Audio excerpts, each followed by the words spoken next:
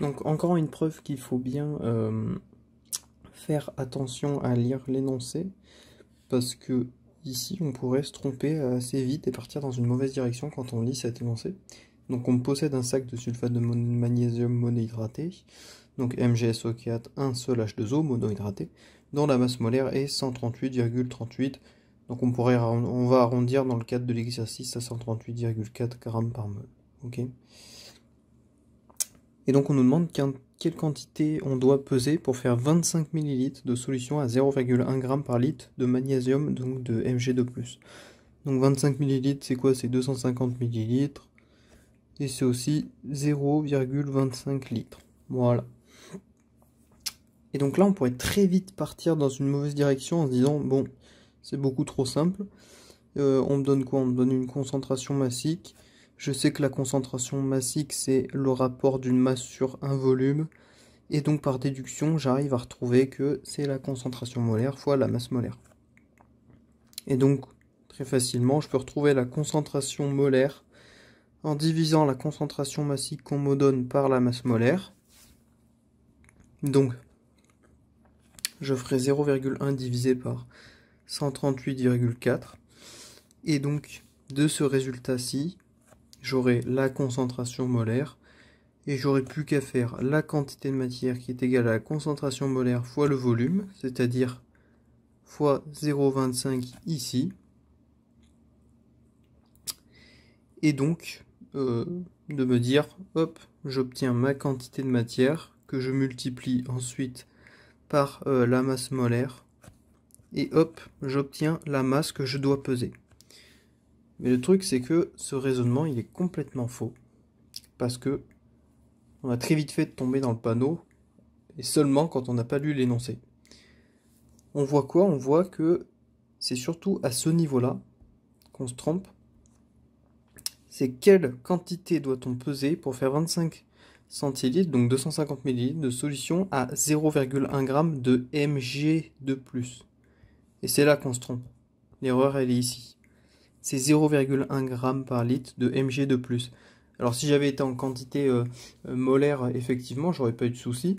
Mais là, je suis en quantité massique. Donc je parle bien d'une masse de Mg2+. Donc je dois compter la masse de Mg2+, et non pas de MgSO4, 1H2O. Et c'est là que tout ce raisonnement, bah, il se tient pas du tout en fait.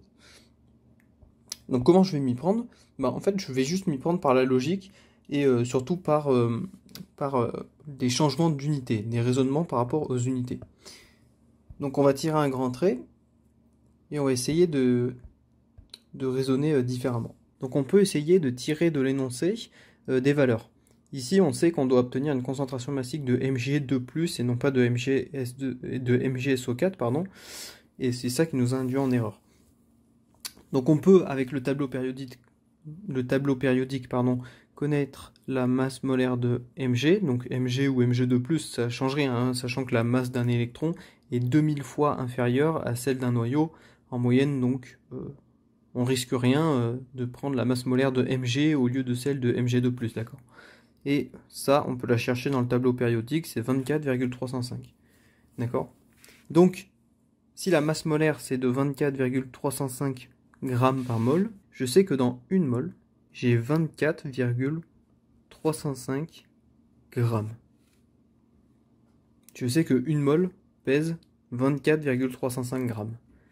Et bien, sachant que moi, je veux 0,1 g par litre, pour l'instant, je ne m'occupe pas de mon unité de volume, je m'occupe juste de mon unité de masse. Je m'en occuperai après.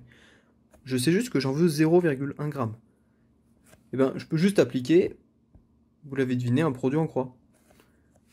Donc, qu'est-ce que je vais avoir? Je vais avoir 0,1 fois 1 divisé par 24,305. Et ça nous donne 4,11 fois 10 puissance moins 3 mol. Donc maintenant, qu'est-ce que j'ai comme information? J'ai le nombre de moles qui est contenu dans 0,1 g. Et 0,1 g, c'est ce qui m'intéresse. Donc là, pour le coup, qu'est-ce que j'ai?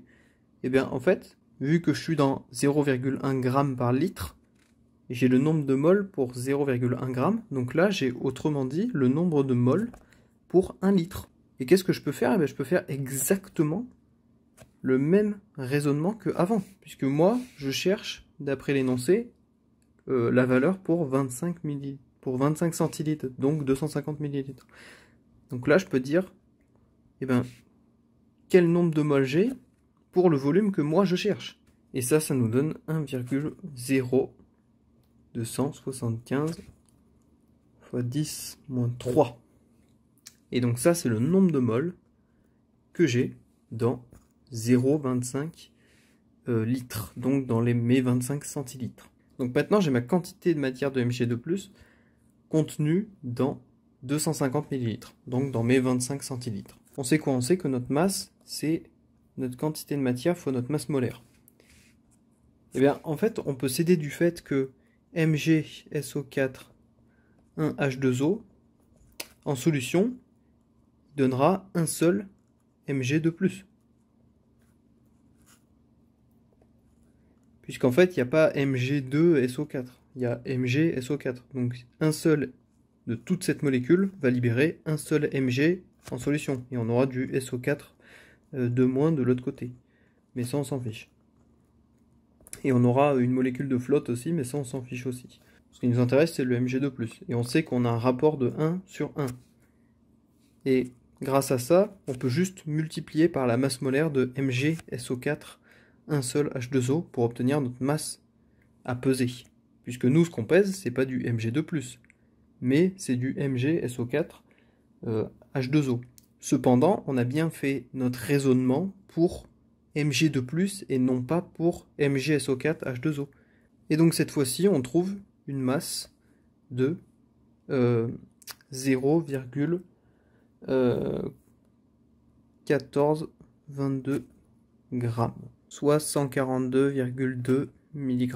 Et cette fois-ci, on a bien le résultat final, on a bien la masse qu'on doit peser pour faire 0,1 g par litre de Mg2+. Voilà, c'est tout pour aujourd'hui, et puis bisous.